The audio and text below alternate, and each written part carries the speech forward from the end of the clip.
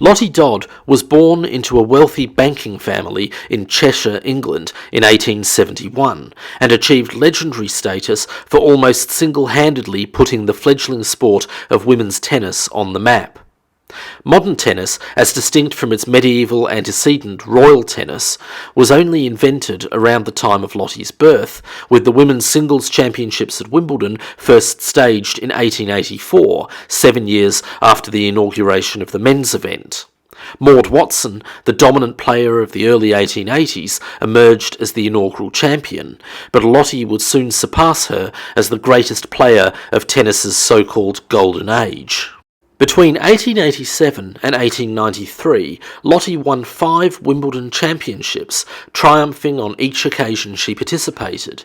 She was only 15 when she won her first title, making her to this day the youngest ever Wimbledon singles champion. Lottie also repeatedly won the 3 other major British tournaments of the era, the Northern, Western and Irish Championships, and lost only 5 matches in her entire career. Indeed, such was her prowess with racket in hand that she even triumphed in several exhibition matches against first-class male opponents. Most famously, in 1888, she invited men's Wimbledon champions William and Ernest Renshaw and Scottish national champion Harry Grove to compete against her in best-of-3-set singles matches, in which they spotted her 2 points per game. To the astonishment of the packed gallery in attendance, Lottie defeated Grove 1-6, 6-love, 6-4 and thrashed 6-time Wimbledon champion William Renshaw 6-2, 6-4, losing only to his brother Ernest, the reigning Wimbledon champion, by the narrow margin of 7-5 in the final set. Lottie additionally teamed up with her elder sister Anne to become the game's leading doubles exponents, revolutionising women's doubles by becoming the first pair to consistently dominate from the forecourt, their simultaneous charges of the net leaving spectators marvelling at their unharnessed aggression. Lottie was noted for her ferocious ground strokes, struck harder than most of her male contemporaries, as well as her unconventional technique, switching between Western grips for forehand and backhand, considered highly unorthodox at the time, but now standard practice for today's modern professionals. Thanks to her precocious playing style and petite, rather tomboyish appearance, Lottie acquired a legion of loyal fans, whilst capturing the imagination of the British press, who dubbed her Small Wonder. Yet, quite remarkably, Lottie's tennis retirement in 1893, at the age of 21, merely provided her with an opportunity to explore her potential at a range of other popular sports, in each of which she duly excelled.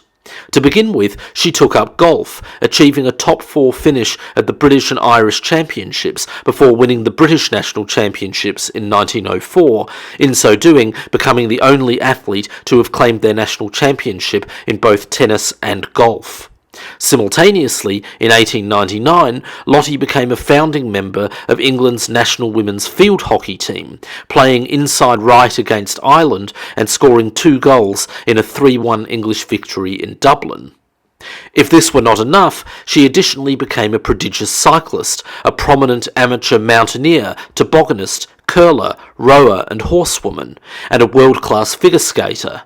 In 1896, she passed the rigorous women's figure skating test at St. Moritz in Switzerland, and the following year became the first woman to pass the men's test as well.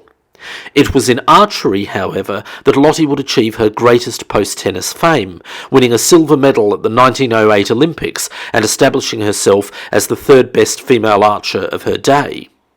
In light of her outstanding all-round sporting prowess, it is hardly surprising that the Guinness Book of Records named her the most versatile female athlete of all time.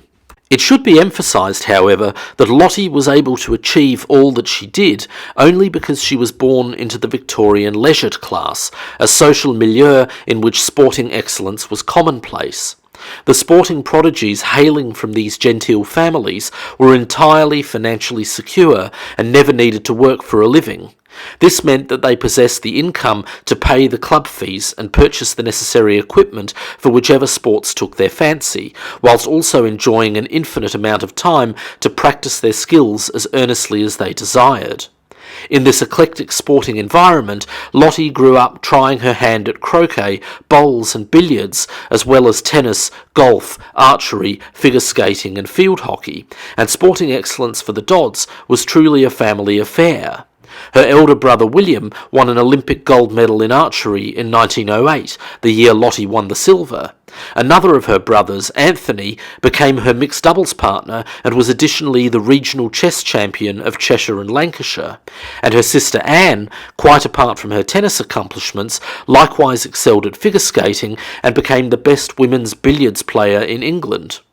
Indeed, it says everything about the flighty sporting amateurism of Lottie's class that she undertook her mountaineering exploits whilst bicycling through Italy with friends on a summer vacation, and failed to attend Wimbledon to defend her crown in 1889 because she didn't want to interrupt her yachting holiday. All the same, Lottie's breadth of sporting talent was without peer amongst her contemporaries.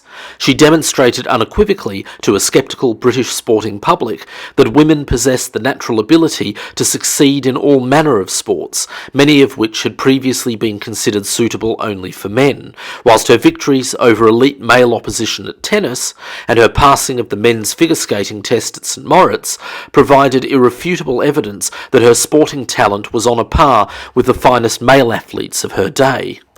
Even with her sporting career behind her, Lottie would continue to expand her horizons. She would go on to work as a hospital nurse during World War I, and in later life became an accomplished operatic singer, classical pianist and philanthropist. She never married, and indeed was rumoured to have been romantically involved with her close friend and fellow mountaineer, Elizabeth Mayne.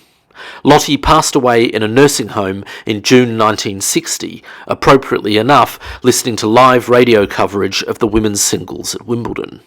If you enjoyed this content, I'd recommend checking out my new book, Hollywood's Women of Action, From the Perils of Pauline to Wonder Woman, which examines the development of the action heroine as a character from the silent screen era to the present day.